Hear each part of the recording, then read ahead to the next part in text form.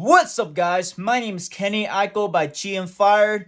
I'm gonna show you guys today how I ship out my cars and where I sell it at. So let's start. So right here, I am on TCGplayer, and I just got an order for a Zapdos EX and a Golem EX. So I got the cars here. So two cars can fit into one top loader. So I'm gonna put it in the top loader right here. Next, I'm gonna get a team bag here, put the card in it, so when it ships, it doesn't slide around and damage the card, hopefully. And I have a plain white envelope here. I'm gonna hide the address of the buyer, so for privacy's sake, I'm gonna put it on here. Pretty cool. I like to put a little bit of tape on the side so it doesn't open in transit. So I just put two pieces of tape on a corner here so it doesn't really open. I mean, it's kind of sticky right here, so it has a little bit of glue right here already, so it's kind of closed. But just in case, better to be overboard than not enough, right?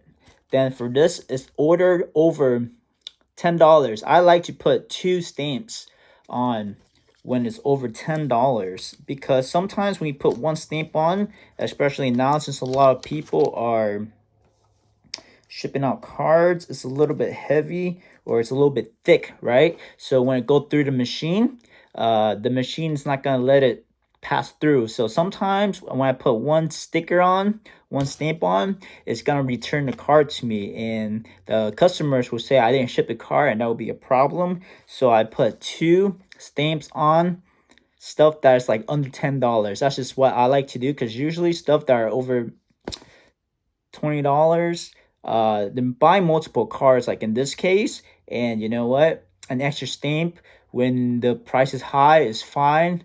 I'm losing a little bit of profit from the stamp because stamps are a little expensive right now, but I'll take the risk. But usually under $10, they're buying like one card, or they're buying like a whole bunch of bulk cards where I don't have to put a top loader on. So if they're buying like three 25-cent card, I just ship them in a little baggie and put some sleeves on it and cross my fingers. But usually like cheaper cards, people aren't too worried about the condition, especially if they're bulk. But obviously there are exceptions to those people. Some people might get upset that their 10-cent card has a little whitening on it.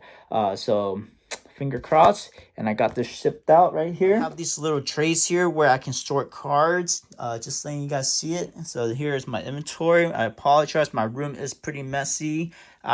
I'm still working on to get like all these stuff sorted out. I have like hundreds of thousands of cards, and I'm slowly but surely sorting through stuff. So here's Evolving Skies. So everything in here is all Evolving Skies. I just have it sorted out to the set so far for this. It's not in alphabetical order yet. But as we move over here to the Sword and Shields area, like base set here, right? I have it written now as base set. So how I like to do it, I put all like the full arts over here in one spot. They're more expensive stuff, I'll put sleeve on it. And just like the basic stuff, these are like $1, $2. I won't bother putting sleeves on it. I would like to have sleeves on it, but it just takes up too much room, and like you can see, I don't have that much room here. But we go over to the random bulk cards. So these are alphabetical. I put them in alphabetical order right here, so it'll just be easier to pull out if somebody needs a hoot hoot. I go to the H, hoot hoot right here, and then the P's for Professor Research right there. So I have them sorted by sets, alphabetical ties, and that is how I like to sort my cards. Hopefully you guys can't see the address here, but these are what my shipment looks like today. I got about like 30 something orders. So the stuff in the yellow is like higher end stuff that I have to put tracking on. So it's basically stuff that's over 30 bucks. And the envelopes right here is stuff that are under $20 basically. This is what I use to ship out my higher end stuff. It's a bubble mailer. So inside of it has bubble wraps, and this is pretty good size. You can fit slabs in here. I can put a slab in here. Let me grab a random slab right here, random slab.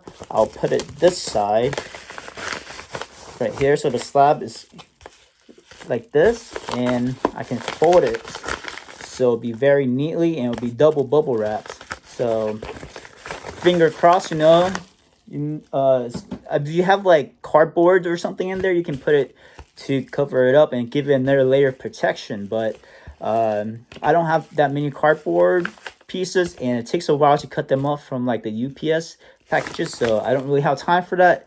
But if you have time for that and you have some laying around, that is very good.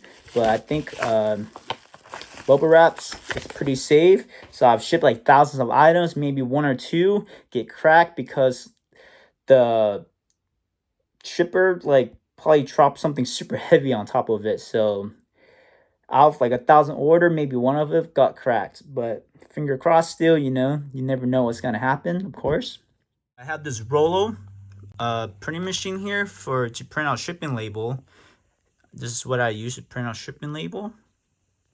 So that's just a quick tutorial of how I ship out my cards. Just a quick tutorial. Then you guys see how it's kind of done. Of course, a lot of people have different ways. I have some friends with card shops. They have a printing machine, and their plain white envelope is like a bigger one, right? It's like a full-size one, and it has windows on top and on bottom. So to print out the order sheet, and it'll have their return address and the customer address, and they fold it up really neatly, and it'll fit perfectly inside of the plain white envelope where the windows will show up the customer address and their address.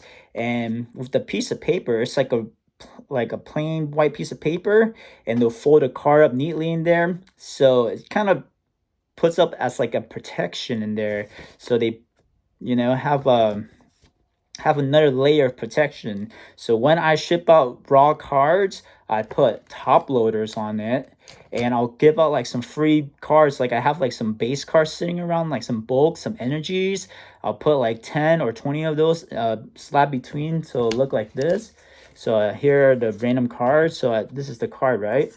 I'll put it in the middle like this and this. So a little bit on top, a little bit on bottom, sandwiches it kind of kind of sandwiches the card.